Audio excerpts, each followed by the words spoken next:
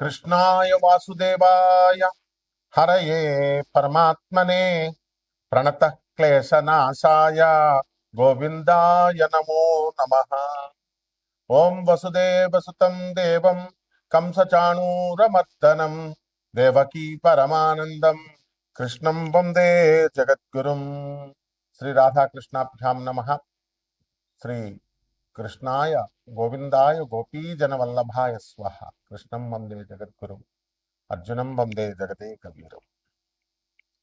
మనకి మనుధర్మ శాస్త్రం చెప్తోంది. ఏం చెప్తోంది? అసలు వికారాలు ఎన్నున్నాయి మనిషికి, పాపాలు వేటిని బట్టి వస్తాయి. ఏమిటంటే శాస్త్రాలన్నీ చెప్పేది అదే: కామ, క్రోధ, లోభ, మోహ, మద, మాత్సర్యం. ఈ ఆరిట్ల వల్ల మనకి మళ్ళీ ఈ యొక్క కర్మల్లో ఇరుక్కుంటాం. నెక్స్ట్ మళ్ళీ జన్మను పొందుతున్నాం. మరి ఇవి చాలా జాగ్రత్తగా శ్రీకృష్ణ పరమాత్మ భగవద్గీతలో చెప్పిన విధంగా జాగ్రత్తగా మన కామాన్ని అణుచుకుంటూ, మోహాన్ని పిల్లలపైన ఇతరులపైన ఎంతవరకు ఉండాలో అంతవరకు ఉంచుకుంటూ వెళ్ళి బ్యాలెన్స్ చేసుకుంటూ వెళ్తే మాత్రమే మనకి సేవ్ అవుతాం. సాధూనాం దర్శనం పుణ్యం స్పర్శనం పాపనాశనం భాషణం కోటి తీర్థం వందనం మోక్షదాయకం అని చెప్తోంది శాస్త్రం. సత్సంగత్యే నిస్సంగత్వే సత్సంగత్యే నిస్సంగత్వం నిస్సంగత్వే నిర్మోహత్వం నిర్మోహత్వే నిశ్చలతత్వం నిశ్చలతత్వే జీవన్ముక్తి. అప్పుడు వస్తాయి. అంటే మనము స్వామి వివేకానందుడు, రమణ మహర్షి, ప్రభాతరంజన్ సర్కార్, ఆదిశంకరులు, ఇలా మనము ఇటువంటి సాధువుల యొక్క దర్శన భాగ్యం చేత భాషణం కోటి తీర్థం, వాళ్ళతో మాట్లాడితే కోటి తీర్థాల్లో మనం స్నానం చేసిన ఫలితం వస్తుంది అని చెప్తోంది. వందనం మోక్షదాయకం, నమస్కారాలు చేస్తే మనకి మోక్షానికి హేతు అవుతా ఉన్నాం. ఇప్పుడున్నటువంటి ఆధునిక కాలంలో ఉన్నటువంటి కాషాయ బట్టలు వేసిన సాధువులు కానీ, ఈ యొక్క ప్రవచనాలు చెప్పేవాళ్ళు, జ్యోతిషాలు చెప్పేటటువంటి వాళ్ళు వింత పోకళ్ళు, సొంత పైత్యాలు రుద్ది కాళ్ళకి నమస్కారం పెట్టేటప్పుడు ఇలా ముట్టుకోకుండా అనమాట, అవతల వాళ్ళ కాళ్ళు ముట్టుకోకుండా మనం దూరం నుంచి ఇలా పెట్టేవాళ్ళు భక్తులు తయారయ్యారు. ఇంతకుముందు భక్తులు ఏం చేసేవారంటే డైరెక్ట్ గా పెట్టేవారు ముట్టుకొని. ఈ పీఠాధిపతులు ముసుగులో ఉన్నటువంటి వీళ్ళ కూడా అదే దగ్గరికి నేను ముట్టుకోను, నేను ఎవరిని ముట్టుకోను, వీడేదో పెద్ద దేవుళ్ళే. సో ఇవన్నీ ఎవడైతే చేస్తాడో వాడు ప్రగతి పదంలో వెళ్ళలేదు. కాబట్టి డాగ్మా సెంటర్డ్ ఫిలాసఫీని ఇనప పాదంతో తొక్కేయాల మూఢనమ్మకాలని. అలా కాకుండా మూఢనమ్మకాలను పెంచుతారు ఇప్పుడున్నటువంటి సాధువులు కానీ, ప్రవచనకారులు కానీ, ఆధ్యాత్మిక ముసుగులో ఉన్నటువంటి వాళ్ళంతా కూడా. దీన్ని Prabhat Ranjan Sarkar dogma centred philosophy ఉండదు, ఉండకూడదు, ఉన్నట్లయితే స్పిరిచువల్ అభివృద్ధి ఉండదు అని చెప్పి స్వామి వివేకానందుడు వీళ్ళు తొక్కి పడేశాడు.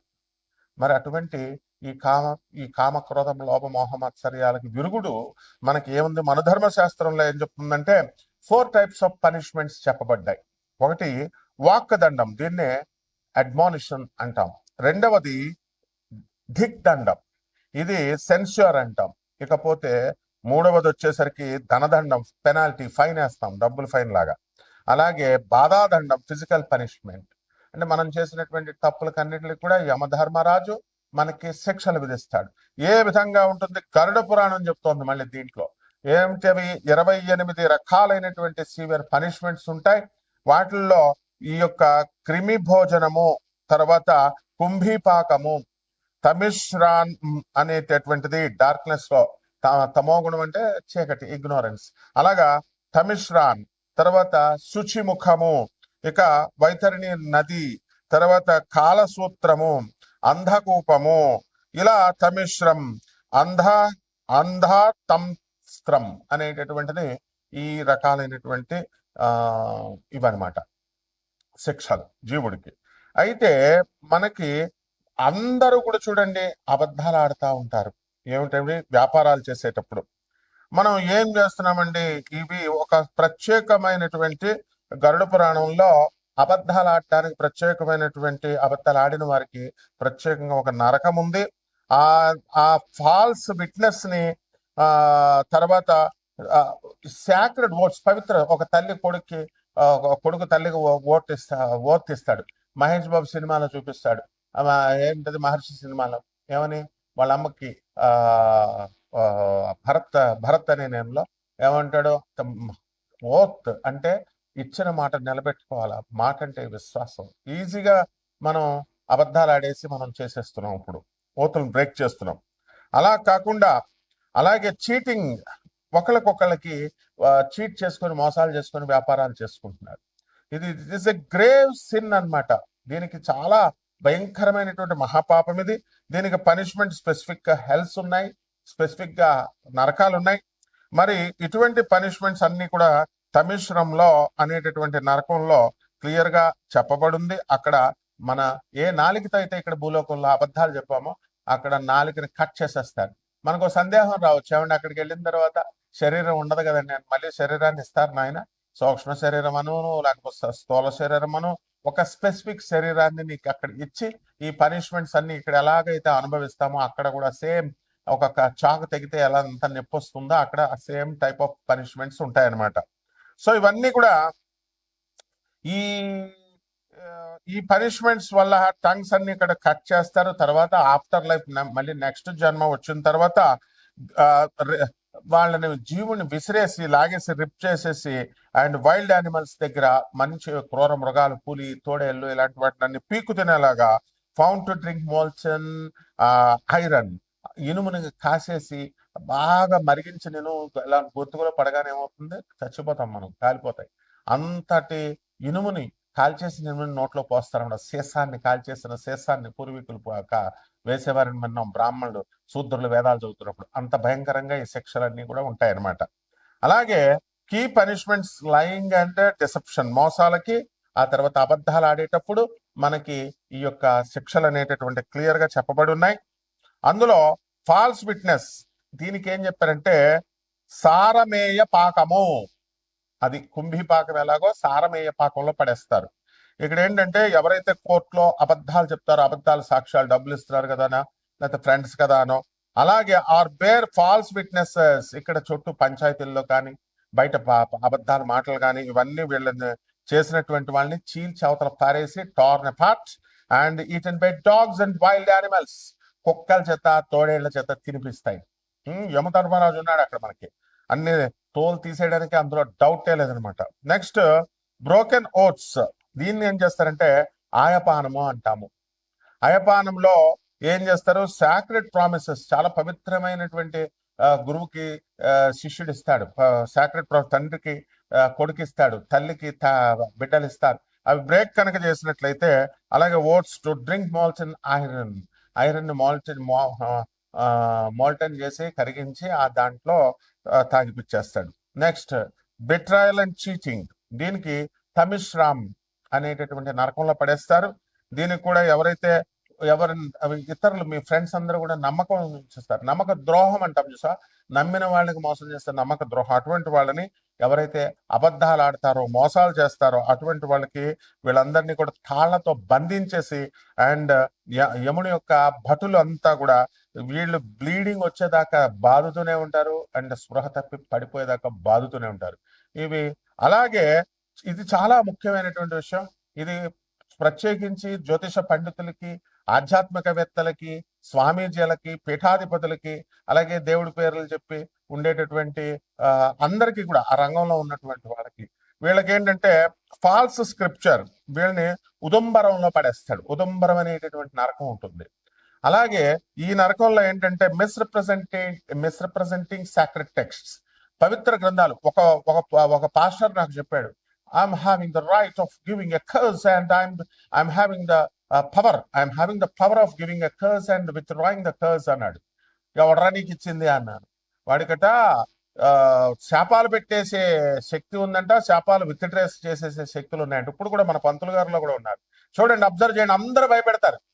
ఏంటి, నాకు ఆ శక్తి ఉంది, నేను నిన్ను చేతబడి చేసేస్తా, నేను నీకు పడగొట్టేస్తా అంటే భయం పెట్టి బతకడం అనమాట. ఇటువంటి వాళ్ళందరినీ తీసుకెళ్లి ఎక్కడ తోసేస్తారంటే, ఎక్కువగా చేతబళ్ళు, ఈ మరుగు మందులు ఇచ్చేటటువంటి వాళ్ళు, ఈ క్షుద్రం ఉంది, తంత్రం చేస్తానంటాడు. తంత్రానికి డెఫినేషన్ తెలియదు వాడికి.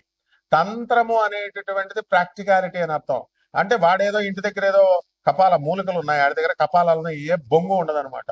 అవన్నీ పెట్టి ఏదో చేసేస్తారంటే వీళ్ళు భయపడి చచ్చి మీరందరూ కూడా మూర్ఖులైపోయి వెళ్ళడం, చదువుకున్నటువంటి గాడిదలు కూడా వెళ్ళడం, ఇలాగా చేస్తారన్నమాట. అంతేగాని స్వామి వివేకానందుడు, ఆదిశంకర్లు వీళ్ళు చెప్పేది మాత్రం వినరు. అందువలన ఇవి కాదనమాట. అటువంటి వాళ్ళందరికీ కూడా మరి ఈ రాముడు దేవుడు కాదు, రాముడు మనిషి, కృష్ణుడు మనిషి, కృష్ణుడు మటన్ తిన్నాడు, చికెన్ తిన్నాడు, కృష్ణుడు చచ్చిపోయాడు 7 రోజులు, ఇటువంటి గ్యాంగ్ అందరినీ కూడా, అలాగే సాయిబాబా దేవుడు గారు, ఇలా రకరకాలుగా చెప్పేటటువంటి వాళ్ళందరినీ కూడా misrepresenting sacred text or teaching false doctrines, అబద్ధపు ఈ డాక్ట్రైన్స్ అని చెప్పేటటువంటి వాళ్ళందరినీ కూడా, సూత్రాలు చెప్పేటటువంటి వాళ్ళందరినీ కూడా క్రష్ చేసేసి హెవీ ఐరన్ క్లబ్స్ లో అవి పడేసి ఉతుకుతారనమాట. సో అలాగే డిసీట్ ఇన్ బిజినెస్ లోకి వచ్చేసరికి చాలా మంది మోసాలు చేస్తూ ఉంటారు.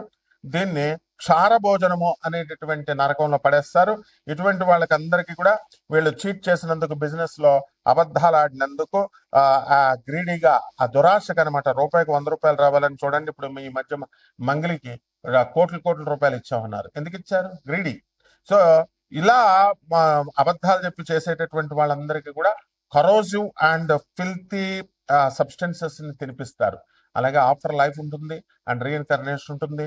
ఇటువంటి వాళ్ళకి ఇప్పుడున్నటువంటి గ్రహ సంపుటి వల్ల మనందరికీ కూడా హార్ట్ అటాక్స్ రావడానికి అవకాశాలు ఉంటాయి. మరి దాని గురించి మనకేమవుతాయంటే, ఇప్పుడు ఈ యొక్క బుధుడు మనకి ఈ 2026 సంవత్సరంలో బుధ కుజులు ఇద్దరు కూడా మేషరాశిలోకి, అలాగే శుక్రుడు వచ్చేసరికి మనకి 14 మే తర్వాత మిథున రాశిలోకి, గురుడు ఆల్రెడీ మిథున రాశిలో ఉన్నాడు. అండ్ ఈ యొక్క బుధుడు కూడా మే 29 తర్వాత మిథున రాశిలోకి రావడం జరుగుతుంది. అందువలన ఈ కాంబినేషన్స్, ఈ కేతు సింహరాశిలో ఉండడం, రాహు కుంభరాశిలో ఉండడం, శని రేవతి నక్షత్రం మారుతున్నాడు మీనరాశిలో ఉండడం, ఈ కారణంగా కొంత మన పాపాలన్నీ కూడా ఈ క్యుములేటివ్ గా తీసుకొని ఈ ఆగామ కర్మ, ప్రారంభ కర్మ ఇవన్నీ కన్సిడర్ చేసి హార్ట్ అటాక్స్ రావడానికి కొంతమందికి అవకాశాలు ఉంటాయి. అండ్ ఈ హార్ట్ అటాక్ ని మయోకార్డినల్ ఇన్ఫార్క్షన్ అంటాం.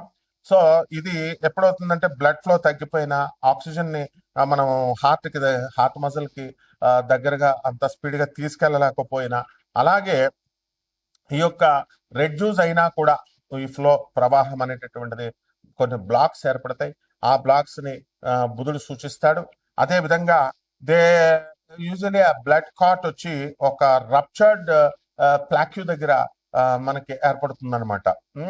అది కామన్ సిమ్టమ్స్ ఉంటాయి మనకి. ఇంటెన్స్ చెస్ట్ పెయిన్ అనేటటువంటిది శనిస్తాడు మజిల్స్ దగ్గర, చెస్ట్ పెయిన్, ప్రెషర్ దగ్గర.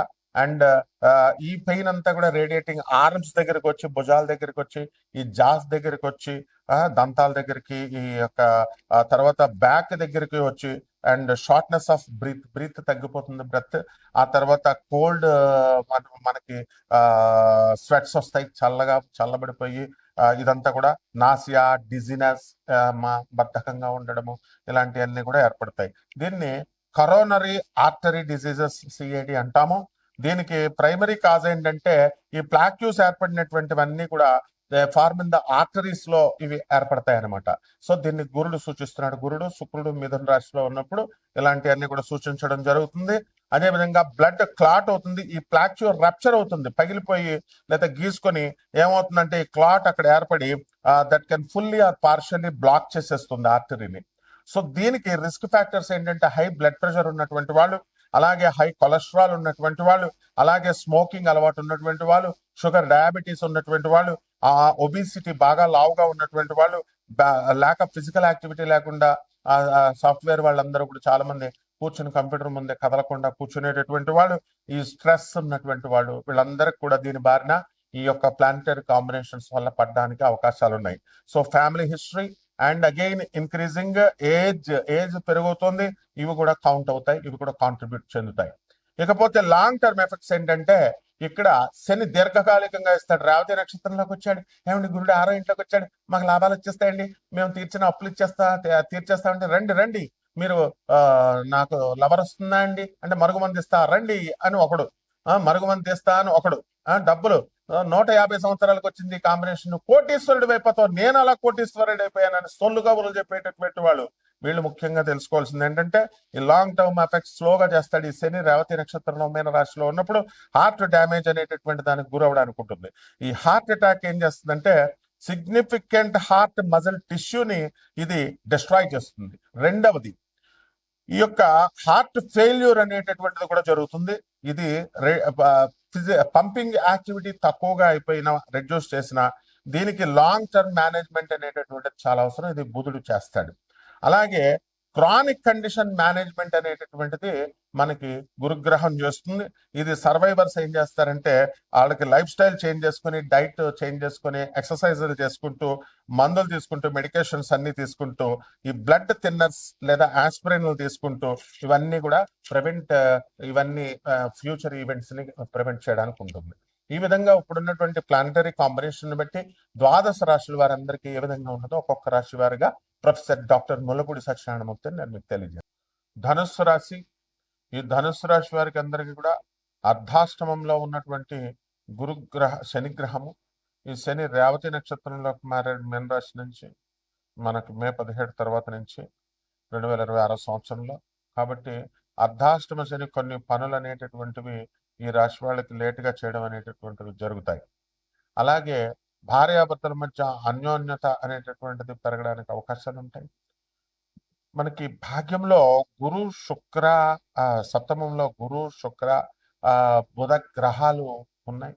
దానివల్ల మనకి కొంచెం అప్పుడప్పుడు ఈ యొక్క వాగ్వాదాలు ఇవన్నీ కూడా జరుగుతున్నప్పటికీ కూడా జీవిత భాగస్వాములతో కానీ వ్యాపార భాగస్వాములతో కానీ కాస్త ముందుకు వెళ్ళడం అనేటటువంటివి జరుగుతాయి, వాదోపవాదాలు చేసుకున్నప్పటికీ కూడా. అదే విధంగా ఈ యొక్క షష్ఠ స్థితిగతులైనటువంటి రవి బుధ గ్రహాల ప్రభావాల వలన ప్రభుత్వం నుంచి స్వల్పమైనటువంటి లాభం రావడము, మేనమామల నుంచి లాభం రావడము, ఇలాంటివన్నీ కూడా జరుగుతాయి.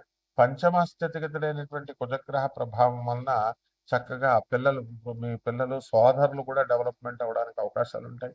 అలాగే మీ పిల్లలందరికీ కూడా మీకు చక్కగా మీ సోదరులందరూ కూడా హెల్ప్ చేయడానికి అవకాశాలు ఉన్నాయి. అదేవిధంగా ఈ ధనుష్ రాశి వారికి అందరికీ కూడా మనకి భాగ్యంలో ఉన్నటువంటి కేతుగ్రహ ప్రభావం వలన విదేశీ సంబంధమైనటువంటి వ్యవహారాలు, ఎక్స్పోర్ట్స్ ఇంపోర్ట్స్ బిజినెస్లన్నీ కూడా కలిసి రావడం అనేటటువంటివి జరుగుతాయి. విదేశాలకు వెళ్ళడము ఇలాంటివన్నీ కూడా చేస్తారు.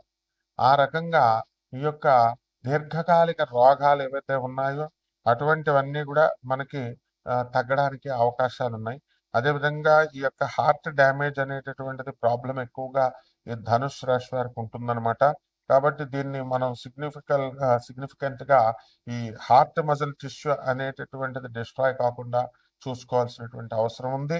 అదేవిధంగా high BP, high cholesterol and smoking, diabetes, obesity ఇలాంటివన్నీ కూడా రాకుండా మనం మానుకోవడం, చెడ్డ అలవాట్లు ఉంటే మానుకోవడం ఇలాంటివన్నీ కూడా జరగాలి. అదేవిధంగా ఈ యొక్క ధనుసు రాశి వారికి మరి వీళ్ళ పిల్లల్ని బాగా చదివించాలి అనేటటువంటి ఆకాంక్ష ఉంటుంది. బాగా దాంట్లో కృతకృత్యులవుతూ వస్తూ ఉంటారు. అయితే వ్యాపారాలు చాలా లక్షల రూపాయలు, కోట్ల రూపాయలు అప్పులు తీసుకొచ్చి పెట్టామండి, ఇంకా మాకు ఇంకా పూర్తిగా రాలేదండి మాకు రిజల్ట్స్ అనేటటువంటిది, అమ్ముడు అవ్వట్లేదండి మాకు అనేటటువంటి వాళ్ళు ఉన్నారు. బిల్డర్లు ఉన్నారు, రియల్టర్స్ ఉన్నారు. అయితే వీళ్ళందరూ కూడా కోర్టుల్లో మేము చాలా చక్కగా చేసుకున్నామండి, కానీ కోర్టు సమస్యలు వచ్చినాయండి, దీని నుంచి మేము బయటపడలేకపోతున్నాము అనేటటువంటి వాళ్ళందరికీ కూడా వ్యక్తిగత జాతకాలను బట్టి వస్తుందన్నమాట. అదేవిధంగా ఈ యొక్క రాశి వాళ్ళు ఎవరైతే మరి అధర్మ మార్గంలో వెళ్తారో అటువంటి వాళ్ళకందరికీ కూడా శుచిముఖం అనేటటువంటి దాంట్లోకి నరకంలోకి పడేయడానికి అవకాశాలు ఉంటాయి. ఎవరైతే who heard wealth and commit fraud, ఎవరైతే ఫ్రాడ్ని ఎక్కువగా ఎంకరేజ్ చేస్తూ ఉంటారో అటువంటి వాళ్ళందరికీ కూడా అబెట్మెంట్ అనేటటువంటిది ఉంటుంది. డైరెక్ట్ మీరే ఫ్రాడ్ చేయాల్సినటువంటి అవసరం లేదు. ఎట్టి పరిస్థితుల్లో మీరు ఫ్రాడ్ని ఎంకరేజ్ చేసినప్పటికీ కూడా అబెట్మెంట్ అనేటటువంటిది ఉంటుంది. నేర ప్రోత్సాహించండి, దానికి కూడా శిక్ష ఉంటుంది.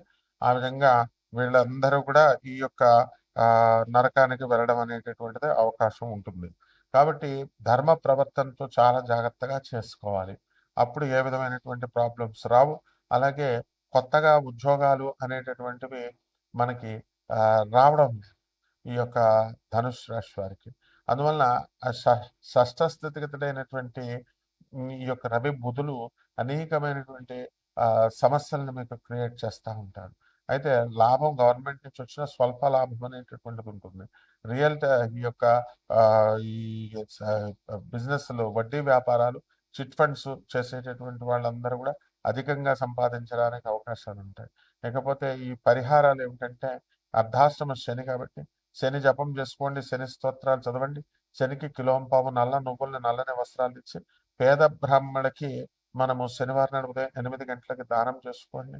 అలాగే రావి చెట్టు మీ ఇంట్లో వేసుకోండి, చక్కగా రావి చెట్టుకి నీళ్లు పోసుకుంటూ అంటే రోజు గుడికెళ్ళి రావి చెట్టుకి మనం వెళ్ళి అక్కడ చేయకుండా అంత దూరం వెళ్ళలేక అదొక ఎక్సర్సైజ్ అయిపోద్ది మళ్ళీ. పని అదొక టాస్క్ అయిపోతుంది మీకు. ఇంట్లోనే చేసుకోవడం. రావి చెట్టుకి దాని చుట్టూ ప్రదక్షిణాలు చేసుకుంటూ ఓం శనైశ్చరాయ నమః అంటూ చేసుకోవడం వల్ల బ్రహ్మాండంగా ఉంటుంది. అండ్ అనాథలకి, వికలాంగులకి, సాధువులకి అండ్ పేదవారికి దాన ధర్మాలు చేసుకోవడం ద్వారా మాత్రమే ఈ పరిహారాలు అనేటటువంటివి రెట్టింపు అవుతాయి. పరిహారాలు అనేటటువంటివి పని చేస్తాయి అన్నమాట. సో ఇలా జాగ్రత్తగా ఈ యొక్క ధనుసు రాశి వారందరూ కూడా మీరు చేసుకోండి. బ్రహ్మాండంగా ఉంటుంది. శుభమస్తు.